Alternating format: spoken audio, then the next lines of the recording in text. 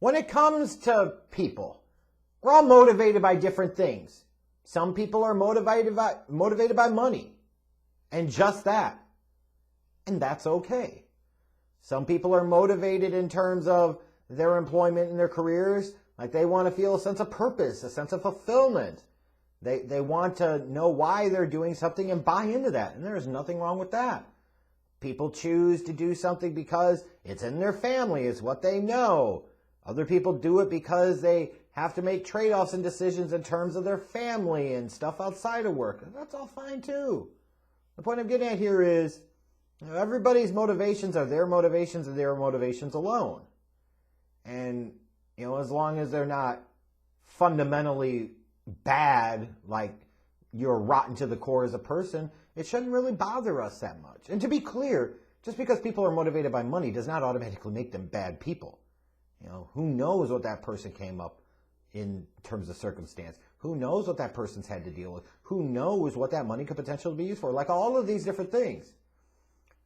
And when I look at professional athletes, far too often I see fans, some media, but mostly fans, sit there whine and piss and moan about these athletes that sign somewhere because they get the most money from Team X versus Team Y. And number one, how hypocritical, because the vast majority of people that are saying that would do the same damn thing in their situation. And they might say, nah, it's not worth it, it's not that much.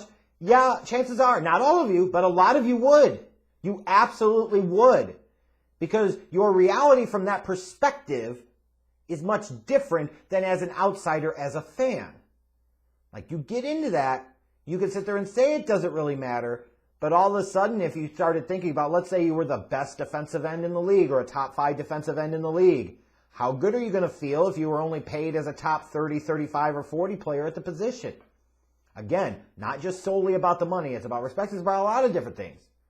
But who are we to begrudge athletes for getting as much money as they possibly can? The average career span for a professional athlete is incredibly short, especially in the game of football.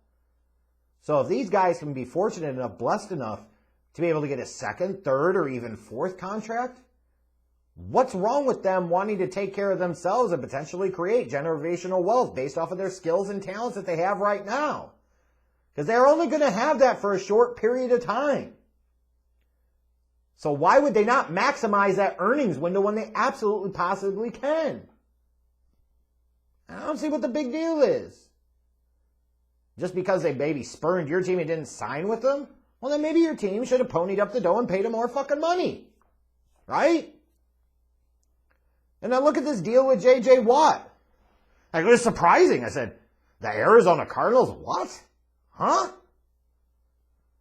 And I'll say this from a situation and standpoint, like J.J. Watt's going to be in the Hall of Fame someday. He went to the Houston Texans and requested his release. They gave it to him, as it was probably going to happen anyway. So why not mutually part ways before the relationship gets sour? Why not, if you're J.J. Watt, have a chance to go out there early in the market before a bunch of teams have committed a bunch of other money to other free agents and have potentially your pick of the litter? If anything, that's smart. See the tea leaves, know where it's going, and get ahead of the curve, and don't be reactionary. Be proactive. I applaud him for that. And if the Arizona Cardinals ultimately offered him what he felt was the best deal, the 2 years, $31 million, guaranteed money was $23 million, then more power to him. If that's what motivated him, there's nothing wrong with that. There's absolutely nothing wrong with that. Like this whole notion that fans get into, they think that if they got into sports, all of a sudden they would automatically be obsessed with championships. The reality is, in a lot of cases, those championships don't pay the fucking bills. Who cares?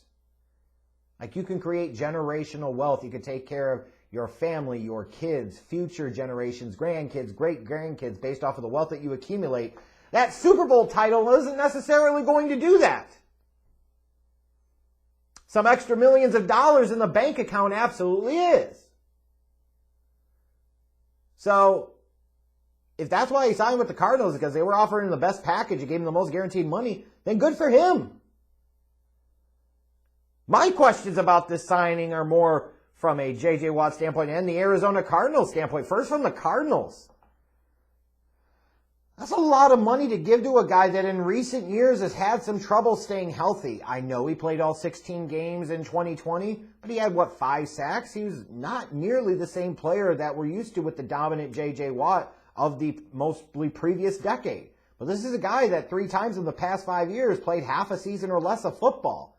That's a lot of guaranteed money to give to a guy, even if you're giving most of it in year number 1. That's a lot of salary cap space in a year where you have less salary cap money to play with, naturally, to tie up into one guy. Furthermore, I look at this and I say, does J.J. Watt really make the Arizona Cardinals any better? Any bigger of a threat? I just don't think he does. I don't think this is a needle-moving signing. Now, you could say, well, he comes to a place where DeAndre Hopkins already is, and they maybe have a good relationship, so he's got some familiarity and comfort there. You're looking for a guy that can help create a culture. Hey, for those types of things, the J.J. Watt signing makes sense. Is he a guy that can come in and still contribute and provide some additional value to your defense? Absolutely. But last time I checked, the defense wasn't the biggest problem in Arizona.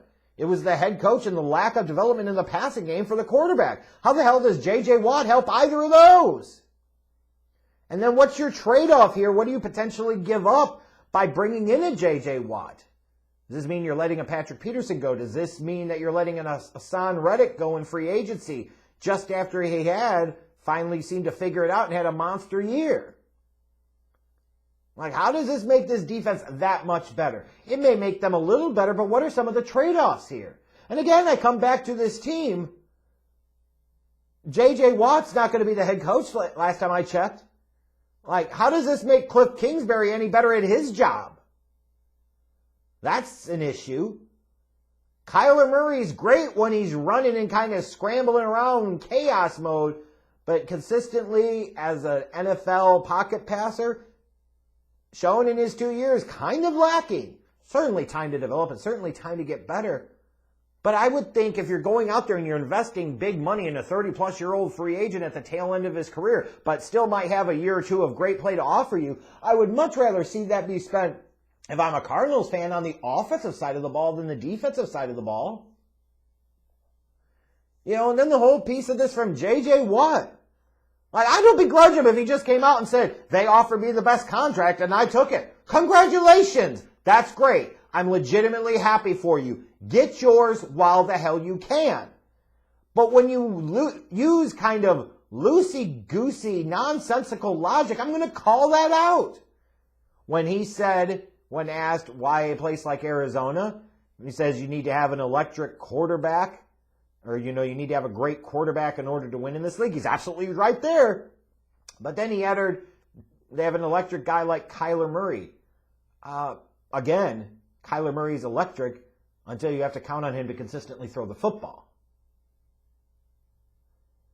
If you were going to go to a team with a young quarterback, why wouldn't you go to Buffalo, where their quarterback is better and they're this much closer to a Super Bowl than the damn Cardinals are? You've got some certainty there at the head coaching position, clearly got certainty at the quarterback position. You don't have that in Arizona. For all you know, 2021 could be Cliff Kingsbury's last year in Arizona. For all you know, 2021 could show that Kyler Murray's an okay, but never going to be a star-level quarterback in the National Football League. Why wouldn't you go there? Or maybe the Cleveland Browns and play opposite Myles Garrett. That's got to do something for you at the tail end of your career. Maybe you go to Baltimore. Because at least if you say, hey, I'm going to go play a lot on the opposite side of an electric quarterback that can run a lot, I'd rather do it with Lamar Jackson because he's an MVP. I'm not getting the logic here. It feels like he's trying to spin away from the real crux of it was, I wanted to get out there and get as much money as I could while I could. Okay, great. No need to spin here, no need to lie about it, or no need to give us kind of flawed logic. I mean, are you trying to make the Cardinals feel better about themselves and what they got with Kyler and Cliff? Maybe. Those props don't necessarily translate into talent and skills. This one's kind of weird. I think a lot of people were legitimately caught off guard by this. Maybe it was because you're focusing on, is he going to go play with his brothers in Pittsburgh? Is he going to go play for his home state team in Wisconsin? The Bills are going to be very interested. And then of all the teams, you never really heard much about the Cardinals, and that's the one that he ultimately ended up signing with. Like, it just feels really awkward.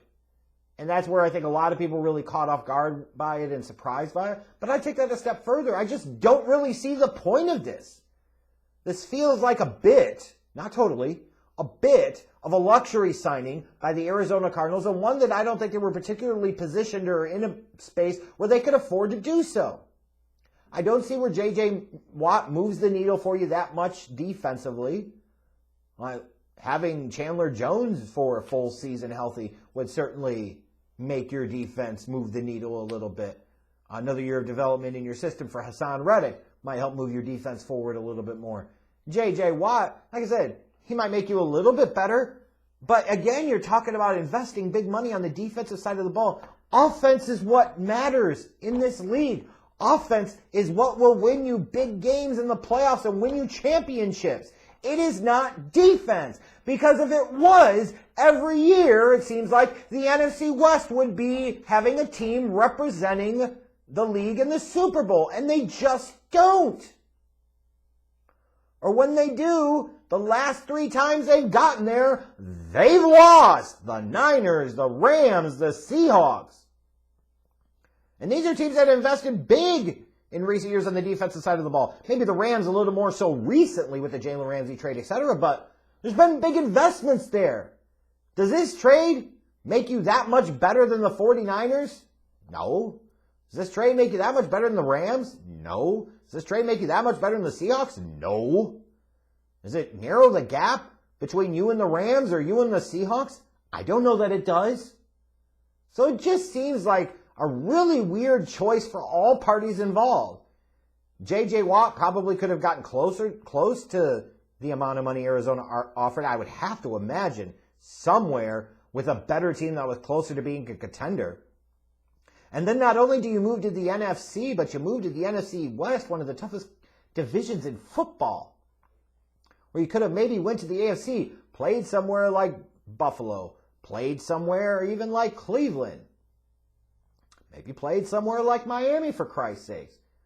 Like, yeah, this one's just a head scratcher. It's cool for him. Get what you can get while you can get it.